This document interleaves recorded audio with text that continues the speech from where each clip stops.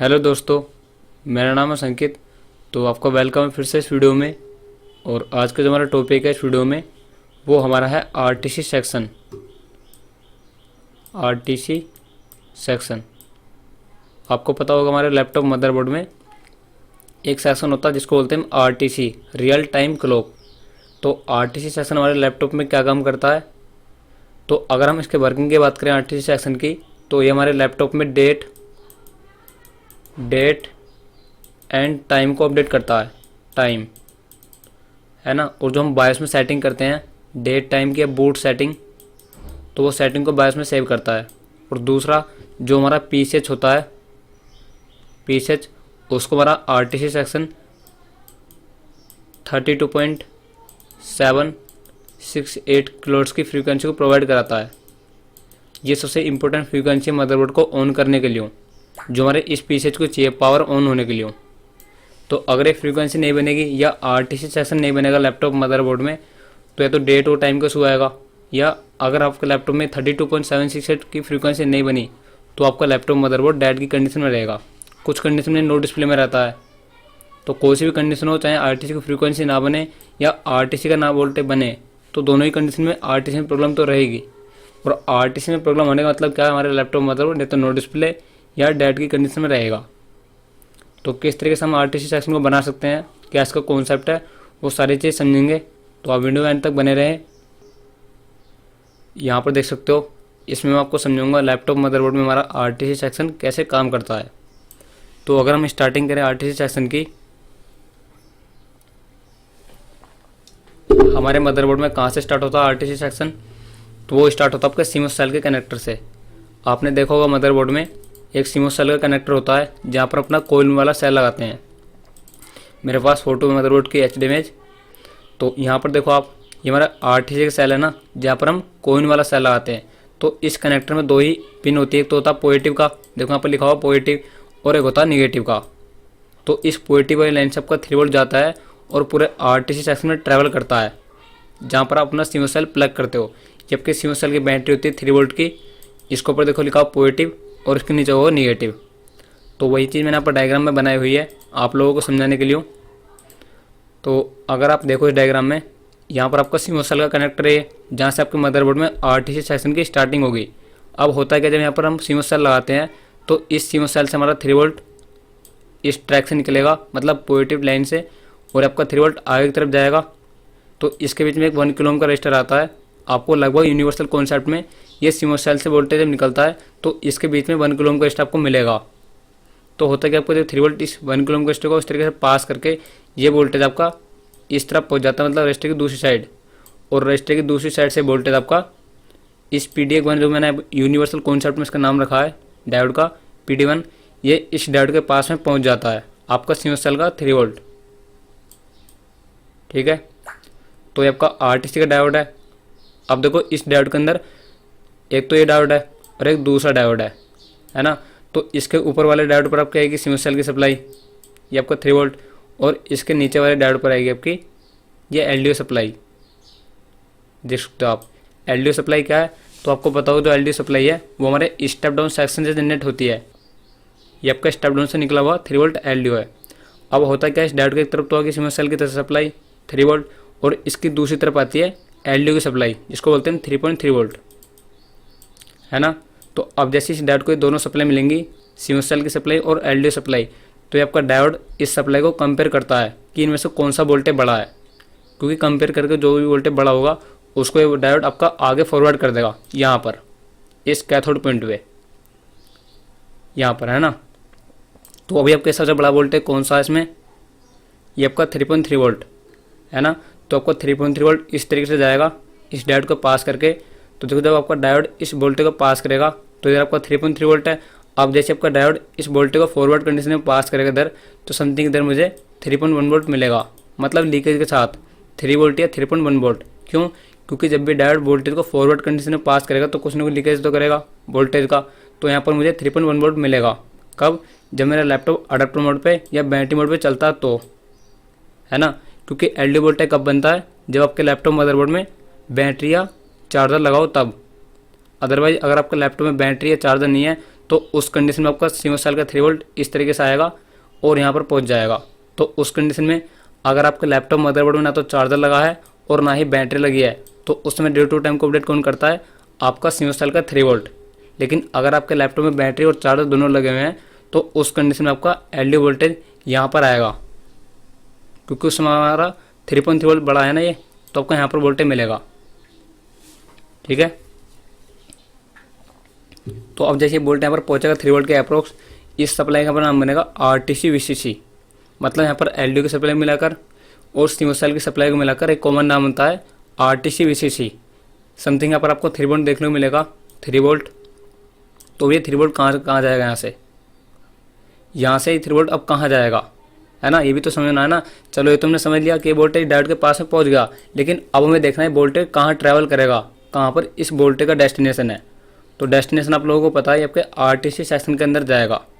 बहुत सारे लोग क्या बोलते हैं कि सर मैंने इस डायोड के इस कैथोड पॉइंट पे आरटीसी वोल्टेज को चेक कर लिया, मेरा आरटीसी सेक्शन बन रहा है ना। तो मैं उनसे कहते हैं आपकी आरटीसी की 100% टेस्टिंग नहीं है, ये आपकी आरटीसी की 100% टेस्टिंग नहीं है।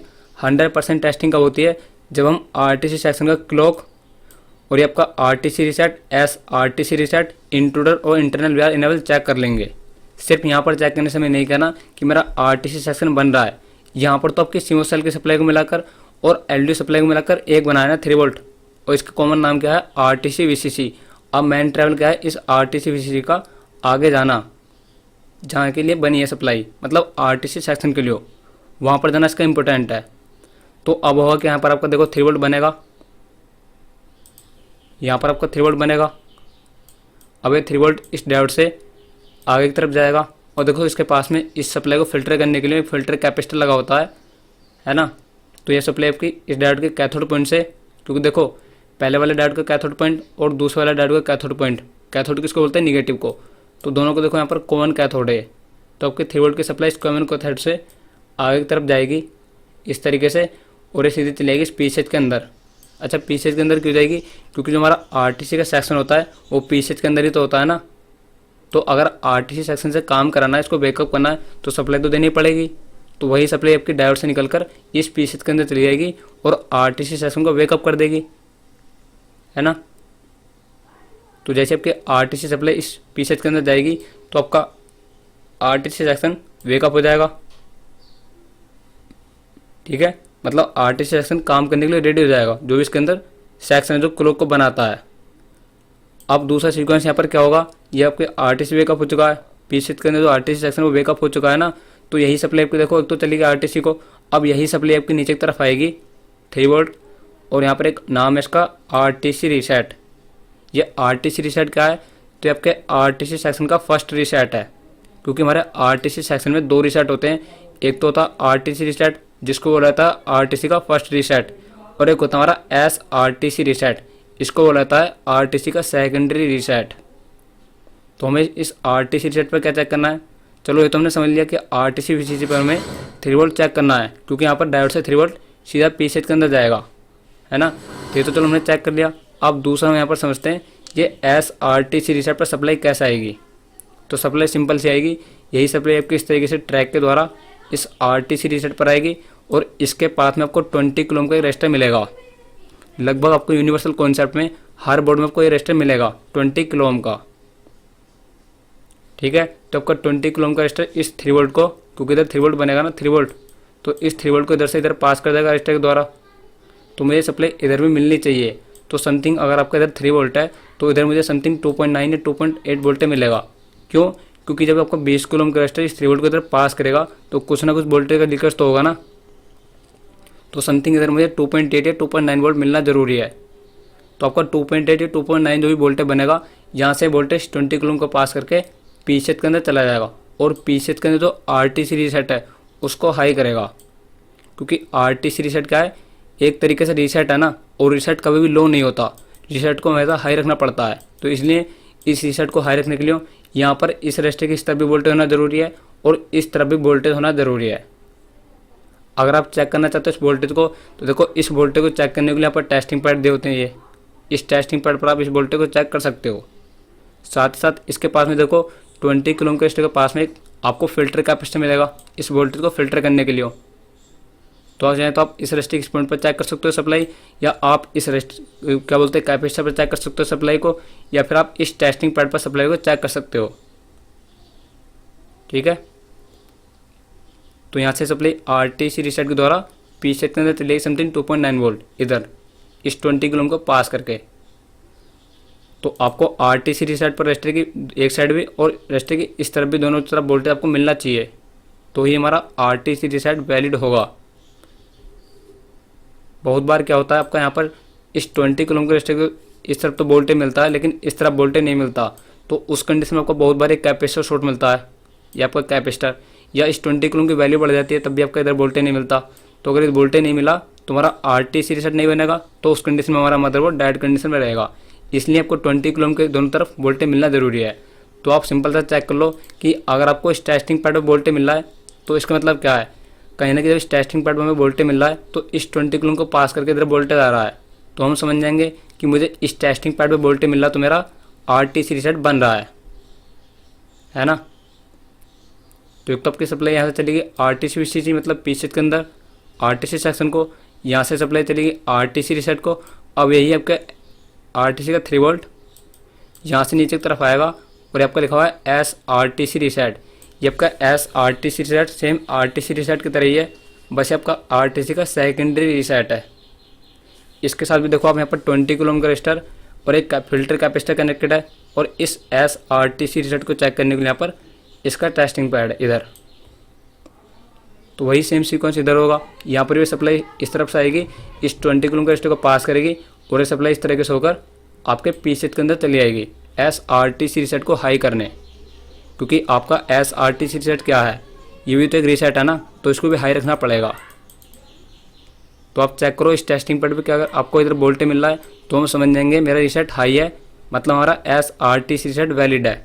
अगर इसकी इस तरफ वोल्टेज मिलता है तो ठीक है, हमें खाली इस तरफ वोल्टेज चेक करके ये नहीं कहना कि हाँ मेरा आरटीसी रीसेट या एस आरटीसी रीसेट बन रहा है, इधर भी हमें चेक करना है। क्योंकि हो सकता है चलो सप्लाई इधर तो हो जाएगी, बिना किसी परमिशन के सप्लाई इधर तो हो जाएगी ना, लेकिन बात है इधर आने की। इधर आने के लिए आपका पीछे इस लॉजिक को हाई करेगा तो ये वोल्टेज यहाँ पर आएगा। अगर आपका एस आरटीसी रीसेट पर और आरटीसी रीसेट पर इधर वोल्टेज है तो हम एक बार में कह सकते हैं मेरा दोनों रीसेट वैलिड है, मतलब मेरे यहाँ तक आरटीसी सेक्शन ओके है। तो यहाँ पर भी आपको दोनों तरफ आपको वोल्टेज चेक करना है। तो अगर आपका समथिंग इधर भी 3 वोल्ट है, इधर भी आपका 3 वोल्ट है, तो इधर आपको समथिंग 2.9 या 2.8 वोल्ट चेक करना है, चाहे आरटीसी रीसेट पर हो या एस आरटीसी रीसेट पर हो। ठीक है, तो फिर आपको दोनों वोल्टेज आ चुके हैं इसके ऊपर आरटीसी के। अब यही वोल्टेज आपका इस तरीके से नीचे की तरफ आएगा। यहाँ पर देखो इस आरटीसी सेक्शन में आपको कंपोनेंट मिलेगा या सेटिंग बोल सकते हो आरटीसी रीसेट की, जिसका आपका नाम है इंट्रूडर। ये आपका आरटीसी सेक्शन में मिलेगा। तो इंट्रूडर क्या, देखो ये आपका आरटीसी रीसेट के लिए सेटिंग है एक। तो सेटिंग के साथ हमें क्या देखना है इसके साथ, देखो इसके साथ एक तो कंपोनेंट कनेक्टेड है, ये आपका रजिस्टर 1 मेगा ओम का। तो एक तो मैं देखना है कि आपका 1 मेगा ओम का रजिस्टर प्रॉपर होना चाहिए, दूसरा इस पर आपकी आरटीसी सप्लाई प्रॉपर बननी चाहिए, है ना है ना। क्योंकि आरटीसी वीसीसी सप्लाई ऊपर से आएगी इस तरीके से इस इंट्रूडर के पास, तो आपका इंट्रूडर इस 1 मेगा ओम का रजिस्टर को पास करके सप्लाई इधर पास कर देगा, है ना। तो ये सप्लाई आपकी इंट्रूडर पे इस 1 मेगा ओम के इस तरफ भी मिलनी ज़रूरी है और इस तरफ भी मिलनी ज़रूरी है। अगर आपका समथिंग इधर 3 वोल्ट है आरटीसी का वोल्टेज जो ऊपर से आएगा, तो इधर आपका कितना वोल्टेज मिलेगा, समथिंग आपको 2.4 या 2.5 वोल्ट, मतलब जो भी 1 मेगा ओम का रजिस्टर लीकेज करेगा तो जो लीकेज करके वोल्टेज बचा है वो आपको इधर मिलना चाहिए। लेकिन वोल्टेज बनना जरूरी है इधर, जो भी आपका लीकेज के द्वारा वोल्टेज बचेगा वो वोल्टेज बनना सबसे इंपॉर्टेंट है। इंट्रूडर पे कभी भी इधर 0 वोल्ट नहीं होना चाहिए, क्योंकि आपको सीधा पी सेट के साथ कनेक्टेड है ना, तो वोल्टेज आपका पी सेट के अंदर जाएगा, इसलिए वोल्टेज इधर कभी 0 नहीं होना चाहिए। अगर 0 वोल्ट होगा तो उस कंडीशन में आपका इंट्रूडर इनवैलिड रहेगा, आपका आरटीसी सेक्शन काम नहीं करेगा और नहीं आपका क्लॉक जनरेट होगा, तो मदरबोर्ड आपका डायरेक्ट कंडीशन में रहेगा। तो जितनी भी आपको चेक पॉइंट बता रहा हूँ यहाँ पर वही सप्लाई आपको चेक करनी है। अगर आप आरटीसी रीसेट को या एस आरटीसी रीसेट को या पूरा आरटीसी सेक्शन को चेक करने के लिए आ रहे हो तो ठीक है। तो अब यहाँ पर आपकी सप्लाई आ चुकी है इंट्रूडर तक। अब यही सप्लाई आपकी इस तरीके से आएगी नीचे की तरफ, यहाँ पर एक और सर्किट है इंटरनल वीआर इनेबल। आपको पता होगा हमारे पीसीएच के अंदर एक 1.05 का सर्किट होता है, तो ये उस सर्किट को एक्टिवेट करता है जिसका नाम है इंटरनल वीआर इनेबल। यहीं से आपकी आरटीसी सप्लाई इस तरीके से आएगी, इस 303 किलो ओम के रजिस्टर को पास करेगी, सॉरी आपका 330 किलो ओम का रजिस्टर इसको पास करके ये सप्लाई आपकी पीसीएच के अंदर चली आएगी। किसको? इंटरनल वीआर इनेबल सर्किट को। तो यहाँ पर भी आपका आरटीसी का वोल्टेज बनना सबसे इंपॉर्टेंट है। इधर अगर आपका यहाँ पर 3.3 वोल्ट रहेगा, इधर के यहाँ पर तो सभी पे 3.3 वोल्ट रहेगा ना, क्योंकि यहाँ तो वोल्टेज आपको बिना किसी परमिशन का आ जाएगा, है ना। तो इधर आपका यहाँ पर 3.3 वोल्ट बनेगा, तो इधर पास होकर जब वोल्टेज इधर पास होगा तो कितना वोल्टेज बचेगा यहाँ पर समथिंग। जब यहाँ पर 330 किलो ओम का रजिस्टर इधर इस वोल्टेज को पास करेगा तो कुछ ना कुछ वोल्टेज का लीकेज करेगा, तो समथिंग इधर भी आपका 2.7 या 2.6 वोल्ट में मिलना चाहिए इंटरनल वीआर इनेबल पर रजिस्टर की दूसरी तरफ। अब देखो ये जो रजिस्टर है ना, ये आपको इतनी आसानी से नहीं मिलेंगे, इनको बोर्ड व्यू की हेल्प से ढूंढना पड़ता है, बोर्ड व्यू स्कीमेटिक की हेल्प से। लेकिन अगर आप चेक करना चाह रहे हो आरटीसी रीसेट और एसआरटीसी रीसेट तक, तो आप इस टेस्टिंग पैड पे सप्लाई को चेक कर सकते हो। उस कंडीशन में अगर आप एक चीज मान सकते हो कि अगर आपका आरटीसी रीसेट और एसआरटीसी रीसेट पे इधर वोल्टेज बन रहा है, तो हम समझ सकते हैं यही आपकी सप्लाई जब यहाँ तक आ चुकी है तो ये सप्लाई आपकी नीचे भी आ जाएगी, इतना मान सकते हैं। बाकी अगर आप 100% उसको चेक करना चाह रहे हो तो आप चाहे स्कीमेटिक या बोर्ड व्यू की हेल्प से इन पर वोल्टेज को चेक कर सकते हो, ठीक है। अब जैसे आपके आरटीसी सेक्शन में इतनी 5 ये सेटिंग्स कंप्लीट हुई हैं, या इनको रीसेट बोलो चाहें, RTC VCC, RTC reset, SRTC reset, inter और इंटरनल वीआर इनेबल, ये 5 रिक्वायरमेंट कंप्लीट होती हैं। तो अब आपका पीसीएच इस क्रिस्टल को 32.768 किलोहर्ट्ज़ की फ्रीक्वेंसी को जनरेट के लिए परमिशन दे देता है। 32.768 अपने आप तो जनरेट होगा नहीं, होगा तो क्रिस्टल के द्वारा ना। तो क्रिस्टल के द्वारा कौन जनरेट कराएगा? ये आपका पीसीएच। और पीसीएच इस फ्रीक्वेंसी को कब जनरेट कराएगा? जब आपकी इतनी 5 रिक्वायरमेंट कंप्लीट हो जाएंगी। तो जैसे आपकी 5 रिक्वायरमेंट कंप्लीट होंगी और आपका पीसीएच वेकअप होगा इस आरटीसी वीसीसी से, तो इस क्रिस्टल पर आपका 32.768 किलोहर्ट्ज़ की फ्रीक्वेंसी मिलेगी आपको,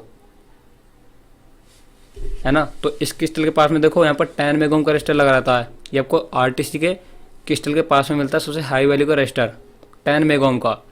और इस क्रिस्टल पर जो फ्रीक्वेंसी बनेगी उसको फिल्टर करने के लिए आपके यहाँ पर फिल्टर कैपेसिटर लगे हुए हैं।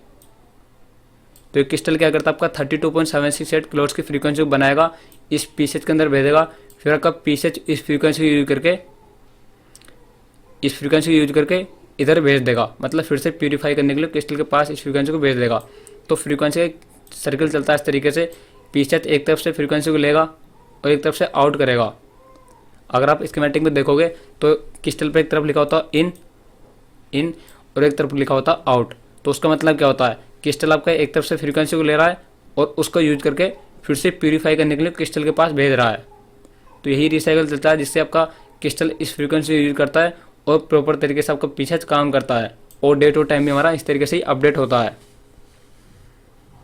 बहुत बार क्या होता है, आपका क्रिस्टल खराब होने से या इसके पास 10 मेगा ओम या इन कैपेसिटर के खराब होने से आपकी फ्रीक्वेंसी नहीं बनती। हम जब चेक करते हैं ना तो सारी सेटिंग कंप्लीट मिलती है, तो उस कंडीशन में अगर हम क्लॉक पर जाते हैं तो हमें क्लॉक नहीं मिलती। तो क्लॉक न मिलने का कारण क्या है, सेटिंग तो सारी कंप्लीट है ये, तो फिर क्लॉक क्यों नहीं बन रहा? क्योंकि उस कंडीशन में हो सकता है आपका क्रिस्टल खराब हो। तो क्रिस्टल खराब होने का पता कैसे चलेगा? जब आप डीएसओएस की फ्रीक्वेंसी को चेक करोगे। अगर आपका फ्रीक्वेंसी 32.768 से कम जनरेट हो रही है या ज़्यादा जनरेट हो रही है, तो उस कंडीशन में आपका क्रिस्टल खराब होता है। बाकी अगर आप फ्रीक्वेंसी को चेक करना चाहते हो तब डीएसओ से चेक करना पड़ेगा, उसको मल्टीमीटर से आप फ्रीक्वेंसी को चेक नहीं कर सकते, ठीक है। तो फ्रीक्वेंसी को कैसे चेक करते हैं मैं इसके ऊपर एक वीडियो बना दूंगा आपको, पर्टिकुलर किस तरीके से फ्रीक्वेंसी को चेक किया जाता है।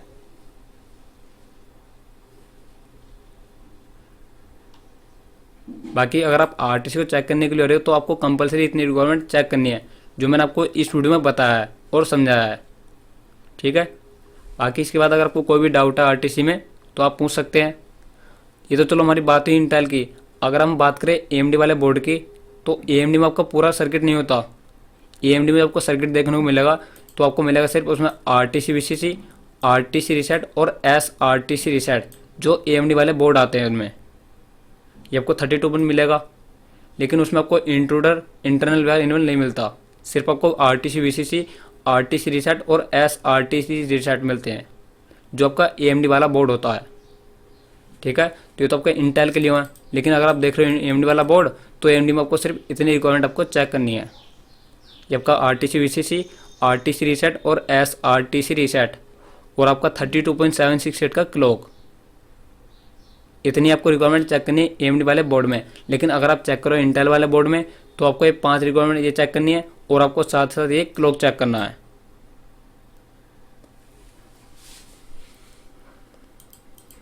तो आई होप फ्रेंड्स आपको मेरी वीडियो पसंद आई होगी। अगर आपको फिर भी कोई डाउट है तो मुझे आप कमेंट कर सकते हैं, मैं उसको रिप्लाई कर दूंगा आपको। Thank you friends watching this video.